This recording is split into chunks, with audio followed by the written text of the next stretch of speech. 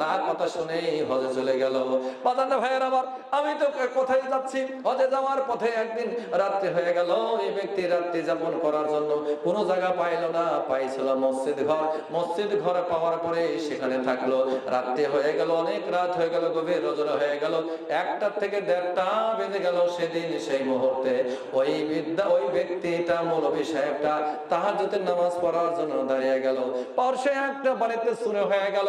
চোর যখন ধরা পড়তেছিল, চোর দৌড় মেরে কোথাও যাওয়ার জায়গা পেল না, মসজিদের ভিতরে ঢুকে গেল। বলি নাউজুবিল্লাহ, বলে ঢুকে গেল মসজিদের ভিতরে ঢুকে গেল। মসজিদের ভিতরে ঢুকে যা দেখেন একজন ব্যক্তি নামাজ পড়ে, চুরি করা জিনিসপাতি গুলো ওই জায়গায় রেখে ওই ব্যক্তি মসজিদ দেওয়া অপর দিকে বের হয়ে গেল। জনগণ চতুর্দিক দিয়ে ঘিরে এবার ধরলো, দেখে যে মসজিদের ভিতরে চোর চুরি করিলে আরামে নামাজ পড়ছে। কথা বলে না কেন? কি করছে? নামাজ পড়ছে। চোর নামাজ পড়ছে, অথচ কিন্তু চোর ছিল নাকি? নামাজ পড়ছে। এবার বাড়ি না হবে, সিজদা থেকে নামাজ পড়ার পরে এবার সরাসরি যা তাকে ধরে কয় তোর নামাজের দরকার নাই, নামাজ পড়া জন্ম। ওই অবস্থায় তাকে পিটনি মারার পরে একবারে বেহুশ। সকালবেলা নিয়ে গেছে চেয়ারম্যানের কাছে, নিয়ে যাওয়ার পরে ও যখন এই ঘটনা বলছে যে এমন চোর জীবনে দেখিনি, চুরি করার পরে চুরি করা জিনিস তার কাছে রেখে আবার নামাজও আদায় করে। ওই ব্যক্তি শোনার পরে ডবল ডাক হয়ে গেছে, বলছে এক তাড়াতাড়ি কি করো, ডবল শাস্তি দাও। যেহেতু পায়ে হেঁটে হেঁটে মসজিদে গেছে চুরি করার পরে, ওর 2 পাও কেটে দাও। কথা বলেন এখন, কয় পাও? এরপরে এই হাত দিয়ে চুরি করে আল্লাহু আকবার করছে, নামাজ পড়ছে, 2 হাতটা কেটে দাও।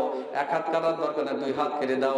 এইবার দেখা যায় 2 চোখ দিয়ে দেখে দেখে চুরি করার পরে আবার মসজিদে গিয়ে নামাজ পড়ছে, ওর 2 চোখ বন্ধ করে দাও। রায় হয়ে গেল। রায় পাওয়ার পরে ওই ব্যক্তি যায় আর করছে, যাচ্ছে আর করছে যে আমার উপরে যা হয় হোক, এরকম কেউ যেন মায়ের অবদ্ধ ভাবে, মায়ের হুকুম ছাড়া যেন কেউ মদিনায় হজ করতে না যায়।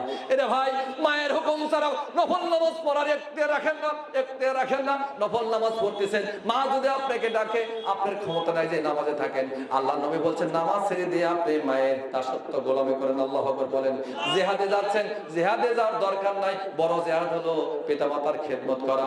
ওই ব্যক্তি বুঝিয়ে দিল, ভাই রে আমি আসলে চুরি করি নাই, আমি নামাজ পড়েছি। আমার বাড়ি থেকে বের হওয়ার সময় আমার মা বারংবার নিষেধ করেছিল, আমার মায়ের হুকুম পালন করি নাই, যার কারণে আমার উপরে এই গজব নাজিল হয়েছে।